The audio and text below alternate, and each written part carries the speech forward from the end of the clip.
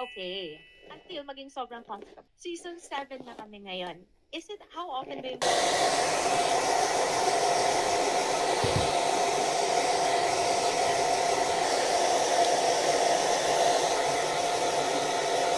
wala pa eh. Kaya Based okay on the lang. body pa lang, no? Yes. Parang likod pa lang. Tsaka wala akong tattoo sa arms. Kaya There's a lot, right?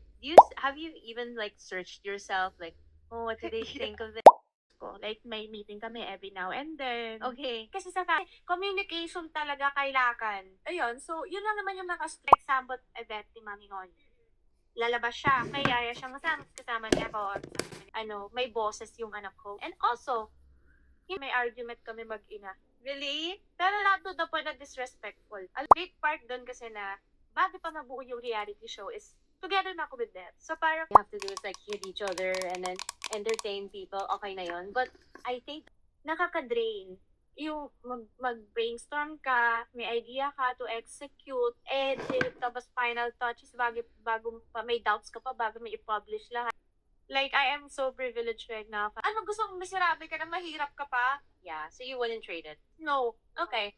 Alam mo, like, minsan kami, si Togi na napapaano yan eh, napapabilo yan na, yeah, ang hirap-hirap like yung famous door. Pwede ka. Film tayo. After nito may rehearsals ka pa. Then, syempre, you guys have to film. Do you ever feel like, Parang burnout ako. Kaya ako nag-make time for myself.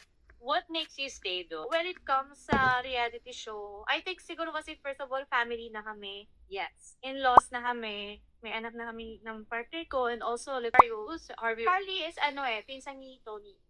That I actually show up. That whole like party. Yeah. That's a lot of effort, bigger than ASAP. So imagine, like yung girl group na 16.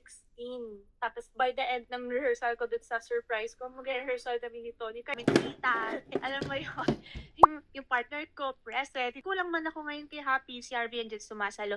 Magkulang man ako ngayon kay Bebang, yung maisip niya na, ay, hindi ideal talaga na ikaw lang mag-aalaga ng anak mo. Yes. Hindi. Kailangan, sabi nga nila, it takes a village. Diba?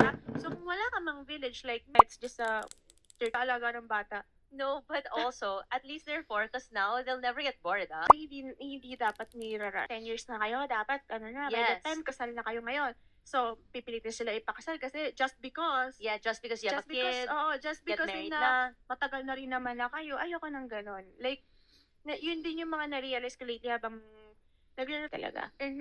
Whether it's being engaged, kung sa pagiging ano ba yan, sa marriage ba yan. Yes. Ayun, hindi ko siya para ipilit. Okay, sure.